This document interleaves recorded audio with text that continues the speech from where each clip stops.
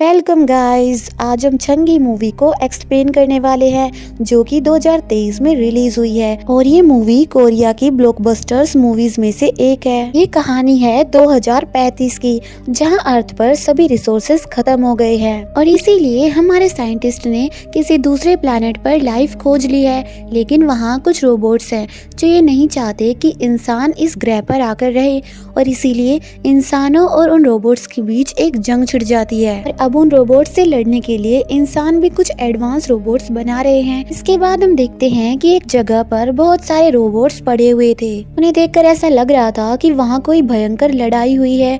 इन्हीं रोबोट्स के बीच हम एक सोल्जर को देखते हैं जिसका नाम चंगी होता है और ये इस कहानी की मेन कैरेक्टर भी है। और जब चंगी की आंखें खुलती हैं तो वो देखती है कि कुछ रोबोट्स उसे मारने के लिए उसकी तरफ बढ़ रहे हैं और वो अपनी गन उठाकर उन पर हमला कर देती है और एक एक करके बड़ी बहादुरी से सभी रोबोट्स को मार गिराती है। लेकिन तभी वहाँ एक खतरनाक रोबोट आ जाता है जो देखने में किसी डॉग जैसा लग रहा था। तभी चंगी को ये इंस्ट्रक्शन भी दिए जाते हैं कि इस रोबोट को मारने के लिए तुम्हें इसके पीछे की बैटरी को निकालना होगा और वो रोबोट भी चंगी के पीछे पड़ा हुआ था और वो भी इसका डटकर सामना करती है। और फिर हमें ये दिखाया जाता है कि असल में चंगी अर्थ से बाहर किसी दूसरे प्लेनेट पर मौजूद है और यहाँ वो एक मिशन के लिए आई थी और अब चंगी इस रोबोट से बचने के लिए ऊपर जाकर छिप जाती है। लेकिन असल में ये चंगी का ट्रैप था, क्योंकि जब वो रोबोट चंगी को देखकर उस पर गोली चलाता है तो वो गोली चंगी को ना लगते हुए सीधा गैस टैंक पर जाकर लगती है,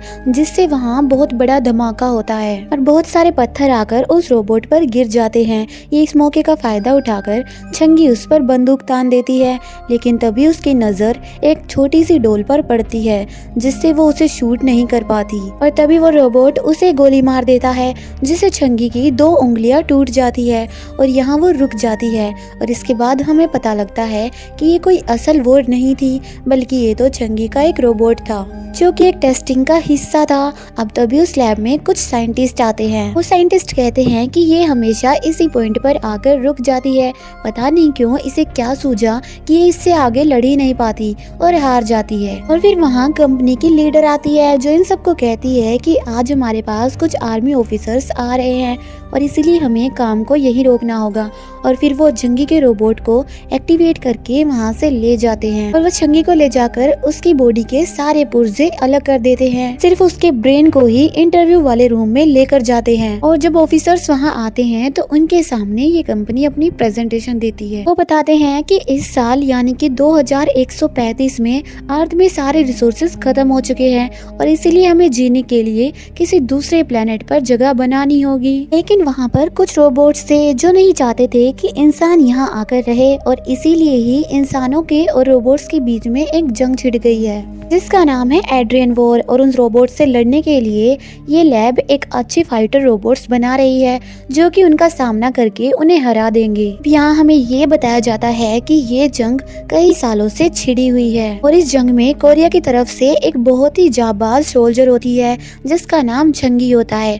उसने काफी सारी लड़ाइयाँ जीती थी, लेकिन जब वो एड्रियन वॉर के लिए उस प्लेनेट पर गई तो वो इतनी जख्मी हो गई कि वो कोमा में चली गई और अब साइंटिस्ट ने उसके दिमाग में से डाटा को निकालकर एक रोबोट के अंदर डाल दिया, जिस रोबोट का नाम भी चंगी रोबोट है। और यहाँ सोल्जर ये भी बताते हैं कि अगर चंगी उस दिन कोमा में नहीं जाती तो शायद ये एड्रियन वॉर उसी दिन खत्म हो जाता, लेकिन इसी वजह से ही वो आज तक चला आ रहा है। और अब आगे सोल्जर ये भी कहते हैं कि चंगी भी अब हमारी मदद नहीं कर सकती क्योंकि वो तो एक टेस्ट को पास नहीं कर पा रही, तो फिर वो जंग को कैसे खत्म करेगी। दरअसल चंगी रोबोट को जंग के लिए तैयार करने के लिए सारा एटमॉस्फेयर वैसा ही बनाकर दिया जाता है जैसा कि उस दिन उस जंग में था, लेकिन फिर भी वो उसी जगह पर आकर रुक जाती है जहाँ वो उस दिन जंग में रुकी थी। इस प्रोजेक्ट की लीडर का नाम सियोंग होता है जो कि असल में चंगी की ही बेटी थी। यही ये प्रेजेंटेशन खत्म हो जाती है। इसके बाद हम उस लैब के डायरेक्टर को देखते हैं जो कि काफी खुश नजर आ रहा था।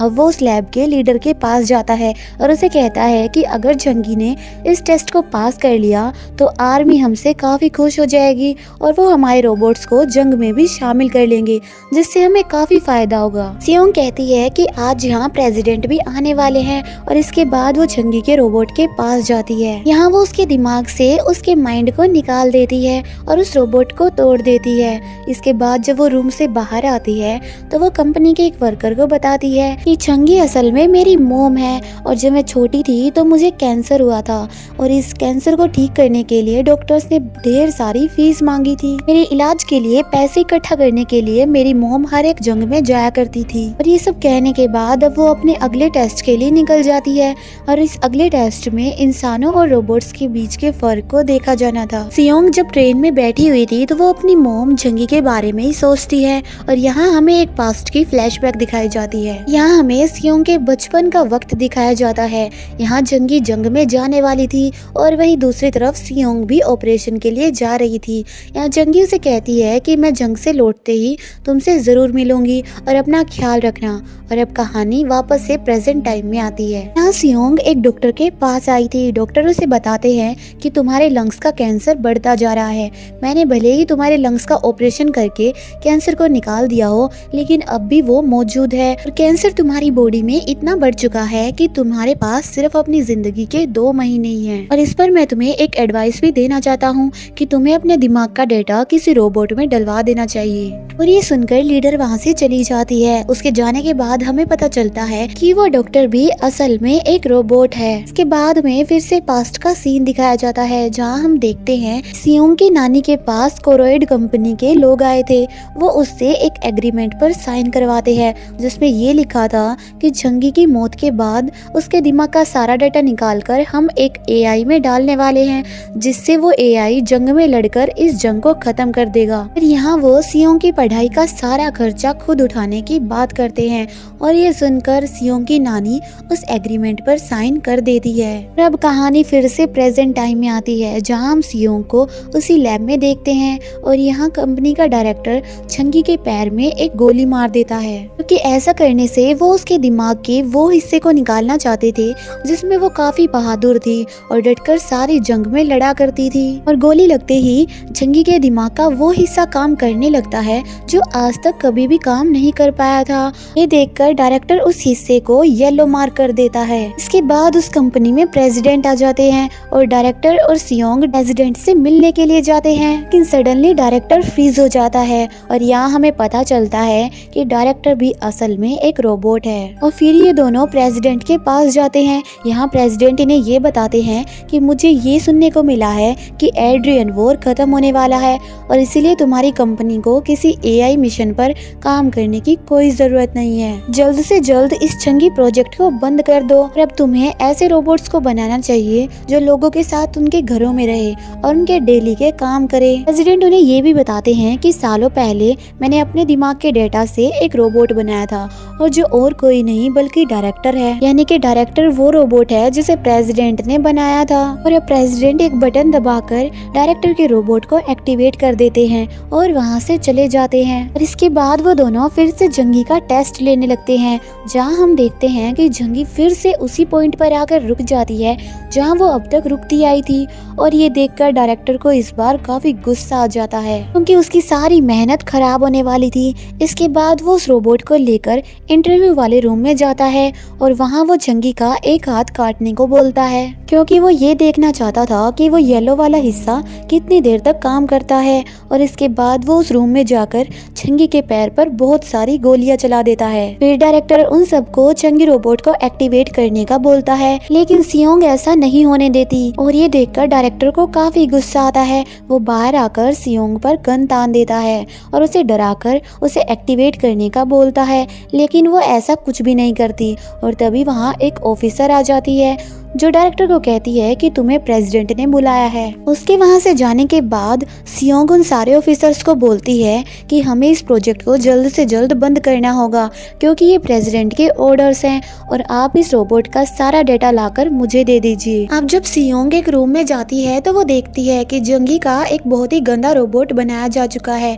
और वो इसको बनाने वाले को मारने लगती है। लेकिन फिर उसे पता चलता है कि कंपनी ने ये ऑर्डर्स दिए हैं कि वो जंगी के रोबोट को किसी को भी बेच सकते हैं क्योंकि अब वो रोबोट जंग में लड़ने के काबिल नहीं रहा। और ये सुनकर सियोंग उसे छोड़कर वहाँ से चली जाती है। इसके बाद वो फिर से चंगी के रोबोट के पास आती है और उससे बात करना शुरू करती है। और यहाँ उसके ब्रेन का येलो वाला हिस्सा एक्टिवेट हो जाता है जिसमें उसकी पुरानी याददाश्त छुपी हुई थी। और यहाँ जंगी उसकी बेटी को कहती है कि आज मेरी बेटी का ऑपरेशन था। वो कहती है कि जिस दिन मेरी बेटी का ऑपरेशन था तो उसने मुझे एक छोटी सी गुड़िया दी थी और ये बोला था कि इसे संभाल कर रखना, लेकिन वो मुझसे कहीं खो गई और मैं इसी वजह से परेशान हूँ। और ये सुनकर शियोंग काफी दुखी हो जाती है क्योंकि उसकी माँ ये नहीं जानती थी कि उसकी बेटी जो कि शियोंग है वो उसके सामने ही खड़ी है। अगले दिन टेस्टिंग का आखिरी दिन होता है और टेस्टिंग पर जाने से पहले शियोंग अपनी माँ की सारी याददाश्त मिटा देती है और उसके दिमाग के येलो वाले हिस्से को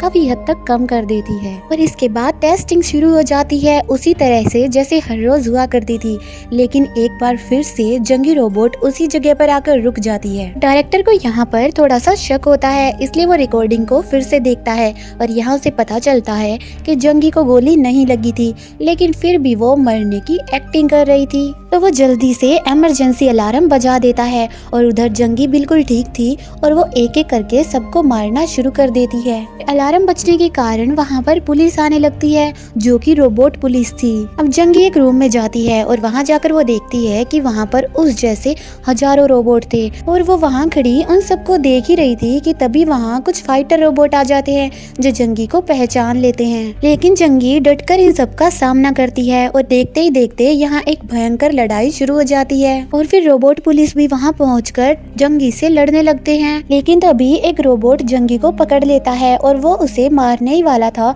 कि तभी पीछे से शियोंग आ जाती है। तुरंत उस रोबोट को पीछे से बंद कर देती है। फिर रोबोट पुलिस कैमरा में देखती है कि शियोंग ने जंगी का डेटा निकालकर किसी दूसरे रोबोट में डाल दिया है और फिर वो उस रोबोट को लेकर कहीं जा रही थी। इसके बाद जब वो उस रोबोट को लेकर ट्रेन में जाने लगती है तो वो देखती है कि वहाँ पर तो डायरेक्टर पहले से ही मौजूद है और वो सीधा शियोंग को गोली मार देता है। और ये देखकर जंगी के रोबोट को इतना गुस्सा आता है कि वो डायरेक्टर से लड़ने लगती है। जंगी डायरेक्टर को गोली मार देती है जिससे वो गोली उसकी आंख में लगती है और आज जाकर डायरेक्टर को ये पता लगता है कि वो भी असल में एक रोबोट है और अब वो और भी ज्यादा खतरनाक हो चुका था और वो जंगी पर जाकर अटैक कर देता है और इसके बाद उन दोनों के बीच लड़ाई शुरू हो जाती है और तभी वहाँ रोबोट पुलिस भी आ चुकी थी और जंगी अकेली ही इन सब से लड़ाई करती है।